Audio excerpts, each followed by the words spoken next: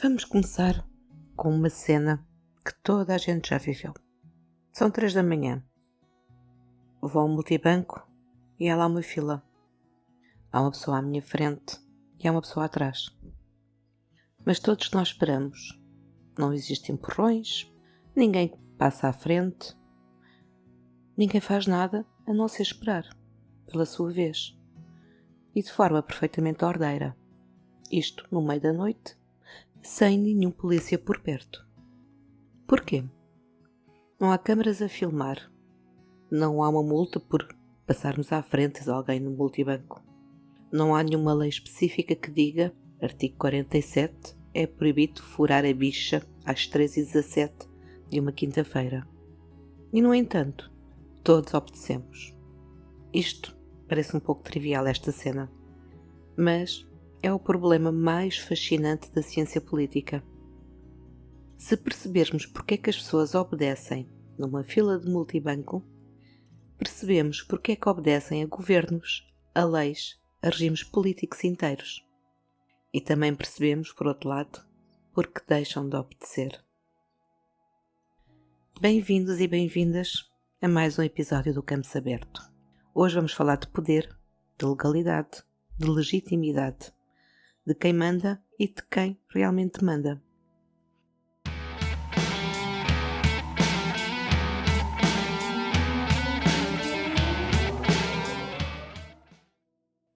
A ciência política tem um objeto de estudo muito específico. Não estuda tudo o que as pessoas fazem. Não estuda o mercado, nem a religião, nem a moda, a não ser quando estas coisas se cruzam com algo muito particular, o poder. O conceito técnico que se usa é facto político. E a definição é esta. Facto político é todo o acontecimento implicado na luta pela aquisição, manutenção e exercício do poder na sociedade. São, no fundo, 3 verbos: adquirir, manter, exercer. Uma eleição é um facto político. Um golpe de Estado também é um facto político. Uma reunião de Conselho de Ministros também é um facto político. Uma manifestação, uma greve, uma operação militar, tudo são factos políticos. O poder não existe só em Bruxelas ou em Washington. Existe no escritório, na família, na fila do multibanco.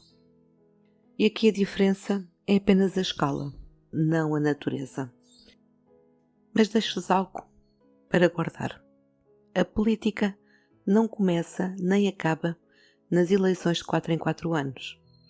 Acontece todos os dias, a todos os níveis.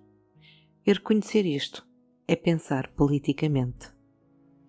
Mas vamos olhar um pouco mais a fundo o conceito de poder. Quando ouvimos a palavra poder, quase todos nós fazemos uma careta. Eu pelo menos faço. Poder corrupto, poder opressor, poder que devia ser dos trabalhadores ou do povo, ou redistribuído de alguma forma. Sousa Lara propõe algo que, à primeira vista, quando ouvimos, parece assim ultrajante. O poder em si mesmo não é bom nem mau, é neutro. A definição operacional é esta. Poder é o conjunto de meios capazes de coagir os outros a um determinado comportamento. Meios, no plural, não é só a força física. É dinheiro, é prestígio, é autoridade moral, é informação, é medo, é amor, é hábito. O pai que diz ao filho para arrumar o quarto usa o poder. O patrão que diz ao funcionário para ficar até mais tarde usa o poder. O influencer nas redes sociais que convence 1 milhão de pessoas a comprar um creme usa o poder. São formas completamente diferentes. Mesma estrutura fundamental. O mesmo poder pode servir propósitos completamente opostos. Por exemplo, um bisturi pode salvar uma vida numa mesa de operações, mas pode também tirar uma vida nas mãos erradas. Este instrumento não é mau por si só, não é o problema. O aparelho do Estado, as leis, a polícia, os impostos, os tribunais, são usados por democracias para proteger cidadãos, mas também foram usados por ditaduras para os matar. O aparelho é o mesmo, o que muda é quem usa, com que fins, com que justificação. O erro mais comum é criticar o poder quando na realidade se está a criticar a ideologia que o comanda. São coisas diferentes e confundi-las é uma das razões por que tantos debates políticos não chegam a lado nenhum. E aqui entramos na legalidade versus legitimidade. 1633. Galileu Galilei está perante o Tribunal da Inquisição em Roma. O homem que provou que a Terra gira à volta do Sol, e não o contrário, é forçado a ajoelhar-se e a declarar que estava errado, que a Terra está no centro, que a ciência mentiu. O processo foi completamente legal. Havia procedimentos, havia juízes, havia uma sentença formal. A Inquisição tinha poderes reconhecidos pela lei canónica e civil da época. Mas será que isto era legítimo? Bem, 4 séculos depois, em 1992, o Vaticano pediu desculpa, o que nos diz alguma coisa sobre a legitimidade do processo original. E este é o ponto central deste episódio. Legalidade e legitimidade não são a mesma coisa. Legalidade é simples. É conformidade com as regras jurídicas em vigor. Ou estás dentro da lei, ou não estás. É objetiva e é verificável. Legitimidade é mais complicada. É a conformidade com regras morais, religiosas ou costumes profundamente enraizados numa comunidade. É subjetiva. Não está escrita num código. Depende do que as pessoas acreditam que é justo. As duas andam normalmente de mão dada. Quando as leis refletem os valores da maioria, legalidade e legitimidade coincidem. O homicídio é ilegal e todos nós achamos que deve ser ilegal. O problema é quando divergem. As leis de Nuremberg, na Alemanha nazi de 1935, retiraram a cidadania alemã aos judeus. Eram leis formalmente aprovadas pelo Parlamento, completamente legais. O Tribunal de Nuremberg, 10 anos depois, condenou os seus autores por crimes contra a humanidade, precisamente porque havia atos que podiam ser legais e serem, ainda assim, ilegítimos. Mas o inverso também existe. Durante a ocupação nazi de França, a resistência francesa era completamente ilegal. Iam contra a lei do regime de Vichy. Eram criminosos aos olhos do Estado. Hoje em dia, chamamos-lhes heróis. Legal sem ser legítimo. Legítimo sem ser legal. Estas são duas situações mais explosivas da política. E, infelizmente, não são raras. Mas por que é que obedecemos a pessoas diferentes? Se a legitimidade é o que faz as pessoas obedecerem voluntariamente, surge aqui a pergunta: de onde vem essa legitimidade? O que convence as pessoas de que alguém merece mandar? Max Weber, sociólogo alemão do início do século XX e uma das maiores referências das ciências sociais, propôs uma classificação que ainda hoje é usada. Identificou 3 tipos de dominação legítima, 3 razões fundamentais pelas quais as pessoas obedecem. E o mais curioso é que todos as reconhecemos imediatamente, porque a vivemos todos os dias. O primeiro tipo é a dominação legal racional. As pessoas obedecem porque há regras escritas, aprovadas por um processo que todos reconhecemos como válido. A autoridade não está numa pessoa, está num cargo. O Presidente da República tem poder não porque seja especialmente inteligente ou virtuoso. Tem poder porque foi eleito, tomou posse e ocupa um cargo que a Constituição define. Quando sair, o poder vai ficar no cargo, não vai com ele para casa. Se o vosso chefe vos ligar às 11 da noite a pedir um relatório para amanhã, há uma boa hipótese de fazerem o relatório. Não porque ele seja melhor do que vocês, mas porque o cargo dele tem autoridade sobre o vosso. É legal racional. E o segundo tipo é a dominação tradicional. As pessoas obedecem porque sempre foi assim. A tradição justifica-se a si própria. A monarquia hereditária é o exemplo clássico. O rei governa porque o pai governou e o avô antes dele, e assim é há séculos. Ninguém pergunta se é o mais competente, porque a questão não é essa. Mas a dominação tradicional existe também em formas muito mais próximas. Quando na empresa ouves as coisas sempre se fizeram assim e ninguém questiona, isso é dominação tradicional. Quando em família há certas hierarquias que nunca são debatidas, isso é dominação tradicional. E há um conforto nesta tradição, mas há também uma armadilha. O terceiro tipo talvez seja o mais fascinante de todos, mas também o mais perigoso. A dominação carismática. As pessoas obedecem porque acreditam que aquela pessoa tem algo de especial. Tem um dom, uma visão, uma ligação qualquer sobrenatural com o momento histórico. E o carisma não se decreta, não se herda. Ou está lá, ou não está. E quando está, é uma força política extraordinária. As pessoas seguem o líder carismático, não porque a lei manda, não porque a tradição diz, mas porque querem, porque acreditam. O problema é exatamente esse. Quando a crença acaba, o poder simplesmente se dissolve, evapora, instantaneamente, sem aviso. Um ditador com carisma, que perde o carisma, não tem lei nem tradição que o salve. Hitler em 1839 e Hitler em 1945 têm a mesma legalidade legal, mas o carisma entretanto desapareceu, e com ele tudo o resto. O líder carismático é o mais poderoso a curto prazo e o mais frágil a longo prazo. Quando o carisma se esgota, não há lei nem tradição que segure o que ficou para trás. Os piores colapsos políticos da história aconteceram exatamente aí. Mas voltemos ao exemplo do multibanco. Porque é que todos nós esperamos a nossa vez, sem polícia, sem câmara, sem coimas ou multas? Porque há uma norma social que todos nós reconhecemos como legítima. Não é legal no sentido estrito.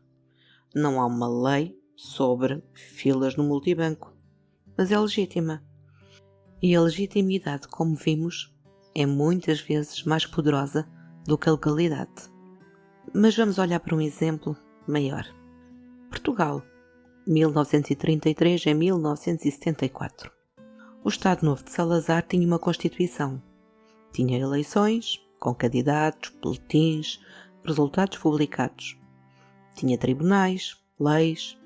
Tinha toda a arquitetura formal de um Estado de Direito. Mas era legal? Nos seus próprios termos, sim. Era legítimo? Depende de quanto e a quem perguntamos. Nos anos 30 e 40, havia apoio real e genuíno ao regime. Parte significativa da população achava que aquilo funcionava. A legitimidade existia, pelo menos para uma parte. Mas à medida que a guerra colonial se arrastava, 1961, 62, 63 e depois mais 13 anos, essa legitimidade foi-se desvanecendo. Os jovens iam para a África sem perceber o porquê. As famílias recebiam os caixões sem perceber para quê. A PIDE prendia pessoas por pensar de forma diferente. A legalidade manteve-se intacta até ao último dia. A legitimidade tinha desaparecido muito antes. O 25 de abril de 1974 foi o momento em que alguém finalmente disse em voz alta o que já toda a gente sabia em silêncio. Mas vamos ver outro caso. Nelson Mandela, África do Sul, 1964. Mandela é condenado à prisão perpétua por sabotagem e conspiração para derrubar o Estado. Completamente ilegal. O regime do Apartheid tinha leis, tinha tribunais, e esses tribunais condenaram-no. Passam 27 anos. O mundo inteiro vai aplicando sanções à África do Sul. As equipas desportivas sul-africanas são excluídas das competições internacionais. O regime é legal, mas ilegítimo aos olhos do mundo. Em 1990, Mandela sai da prisão. 4 anos depois é presidente, eleito por sufrágio universal. O homem que o Estado considerava criminoso torna-se o símbolo mais poderoso de legitimidade do país. Legal versus legítimo. A história tem um sentido de humor muito específico. Mas vamos ver quem realmente manda. Pergunta de escolha múltipla. A quem pertence o poder político em Portugal? A. Ao Presidente da República. B. Ao Primeiro-Ministro. C. Ao povo. D. À Troika, ao BCE, à Comissão Europeia, ao Banco de Portugal, agências de rating, aos mercados financeiros e a umas quantas empresas multinacionais que prefiro não nomear.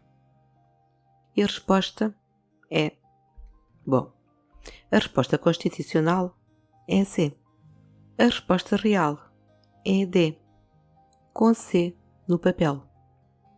Sousa Lara faz aqui uma observação que parece óbvia, mas tem implicações profundas. Mesmo nas ditaduras mais extremas da história, o poder nunca esteve absolutamente concentrado numa pessoa. Hitler, Stalin, Mao, os três nomes que imediatamente evocamos quando pensamos em concentração total de poder. E, no entanto, nem esses conseguiram governar sozinhos. Hitler precisava dos generais. Quando os generais discordavam, havia fricção, havia negociação, havia atrasos. Stalin precisava da burocracia do partido e passava parte do tempo a eliminar quem lhe fazia sombra, precisamente porque essa burocracia tinha poder real. Mao precisava do Exército de Libertação Popular, e as tensões entre os dois são um dos fios condutores da história da China do século XX. Governar absolutamente sozinho é humanamente impossível. Não é uma questão de vontade, é uma questão de capacidade cognitiva, de tempo e de informação. Por isso, Sousa Lara propõe uma distinção que devíamos aplicar a qualquer sistema político. A Constituição no sentido jurídico ou formal, o que está escrito, aprovado, publicado, quem a lei diz que manda. E a Constituição no sentido sociológico material, quem realmente manda. Quais as forças que qualquer governante tem de levar em conta, mesmo que não apareçam em nenhum artigo. As duas nunca coincidem completamente. E quanto mais complexa é a sociedade, mais a Constituição material se afasta da formal. O que não está escrito pode ser mais poderoso do que o que está escrito. Quando alguém diz "o povo é quem mais ordena", a frase merece uma pergunta. Em que sentido? Na Constituição formal? Sim. Na Constituição material? É um pouco mais complicado. E depende de quem são os outros jogadores na mesa. E quando o Estado já não chega? O Estado existe para três coisas: segurança, justiça, bem-estar. O Estado garante que não somos assaltados na rua, que há tribunais para resolver disputas e que há um mínimo de condições de vida para todos. Simples, não é? O problema é que cada vez mais o Estado sozinho não consegue fazer nenhuma destas três coisas. Vejamos. Segurança. As maiores ameaças do século XXI não têm passaporte. O terrorismo transnacional, os cyberataques, as pandemias, as alterações climáticas, nenhum destes problemas para na fronteira e espera que o guarda carimbe lá o passaporte. Justiça. Há um Tribunal Penal Internacional em Haia. Há o Tribunal Europeu dos Direitos do Homem em Estrasburgo. Há arbitragens comerciais internacionais que tomam decisões vinculativas para os Estados. A justiça não é exclusividade nacional. E por último, bem-estar. O Banco Central Europeu decide as taxas de juro que afetam as prestações da casa de milhões de portugueses. O Fundo Monetário Internacional pode condicionar o orçamento de um Estado soberano. As agências de rating avaliam a dívida pública, como se avaliasse uma empresa qualquer. Em 2011, Portugal entrou num programa de ajustamento. As decisões mais importantes para a vida cotidiana dos portugueses, nos 3 anos seguintes, foram tomadas por 3 instituições que nenhum português elegeu: o FMI, o BCE e a Comissão Europeia. Isso é a crise das soberanias. O Estado continua a existir formalmente, tem bandeira, tem hino, tem assento na ONU. mas a sua capacidade real de decidir foi transferida, delegada ou simplesmente perdida para atores que estão além das suas fronteiras. Por detrás de uma realidade formal singular, todos os Estados são soberanos e iguais, escondem-se realidades materiais completamente diferentes. A soberania de Portugal não é a mesma coisa que a soberania dos Estados Unidos. Formalmente, sim. Materialmente, a distância é abismal. E tratar situações diferentes como se fossem iguais, como diria o professor Henrique Martins de Carvalho, é tratá-las diferentemente. Mas vamos voltar de novo ao multibanco. Percebemos agora porque é que todos nós esperamos a nossa vez? Não é medo, é legitimidade, uma norma social que a maioria reconhece como justa e que por isso é cumprida sem vigilância. Mas o que acontece quando essa legitimidade desaparece?